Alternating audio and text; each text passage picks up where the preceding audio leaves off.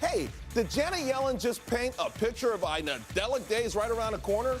In a speech today in Rhode Island, I heard the Fed chairman suggest that America is just about at a perfect moment in time. Everything's coming up roses. I mean, think about it. She says we're close to maximum employment, that inflation is stable, and that home prices are moving up appreciably in many areas. Well, as we head into this Memorial Day weekend, this is absolutely phenomenal news, but is it true?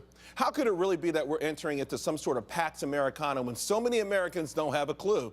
We're going to ask the panel, and as we ask the panel, we have 4 special guests here with us as well. It's Fleet Week in New York. There they go, the people that keep us free and safe. All right, guys, now to the investment pros. Speaking of someone that has kept us free and safe, Jessie Jane Duff is here. She's not a retired Marine gunnery sergeant. She's always a Marine, right? Semper Fi. See, Semper Fi. She almost had Jim Frischling doing push-ups on that one. Hey, Chris Russell is with us, also co-portfolio manager of the Needham Growth Fund. Jim Frischling, of course, president of New Oak Capital. Hillary Kramer, looking fabulous in her diamonds, president and chief investment officer at A&G Capital. And, of course, Matt McCall, founder and president of Penn Financial Group. All right, guys, let's dig into it.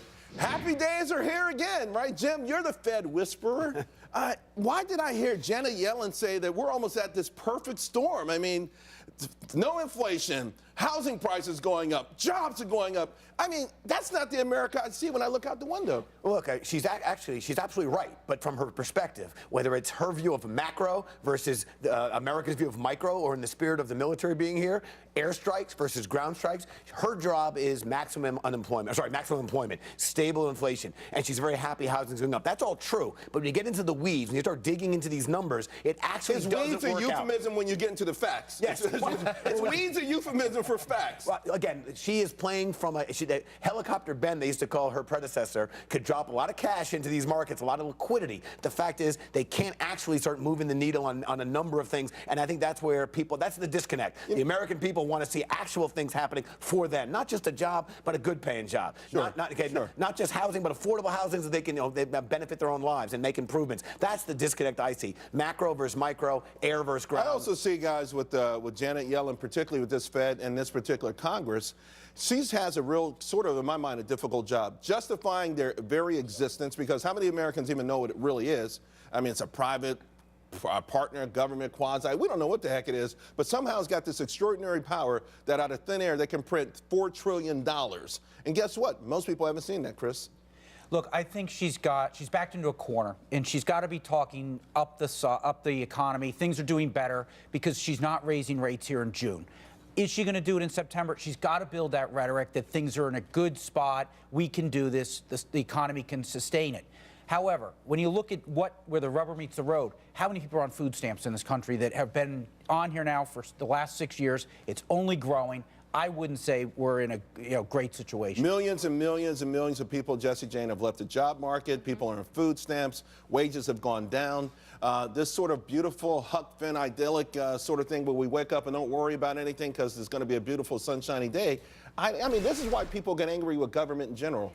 Yes, absolutely. Right now, the government has given us the impression things are rosy, when, in fact, most of the government overreach, like your EPA, your IRS, are crippling and handicapping people from accelerating in business. The government is basically suffocating people to a point where they don't have economic prosperity.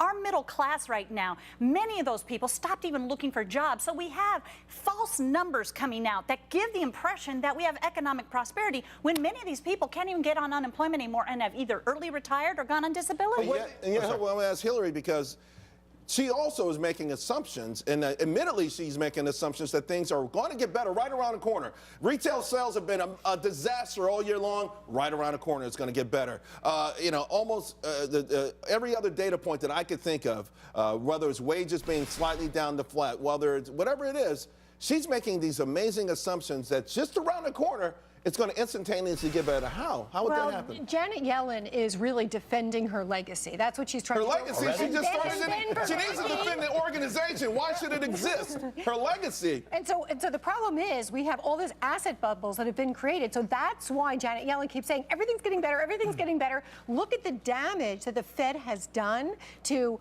our markets and to the middle class and to everyone who has suffered through 2008, 2009. So I think what's going going to happen is Janet Yellen, by saying, I'm going to stick with the data and everything's going to get better, she's trying to lay the groundwork because she has to raise I don't see rates. damage to the market. The market's trading at an all-time high, so I think the market, I think it was fine. The Fed inflated this bubble, and that was Bernanke's goal from day one. In Washington Post op-ed he wrote a couple years ago, that's what he's going to do, inflate the market. But But now why? we have But to hold on deal one with second. it. Let's talk about that. Why would you inflate assets? Because if you inflate assets, people at home, their 401ks, their retirement accounts will increase in value off multi-year lows. They feel like they have more money. They feel richer.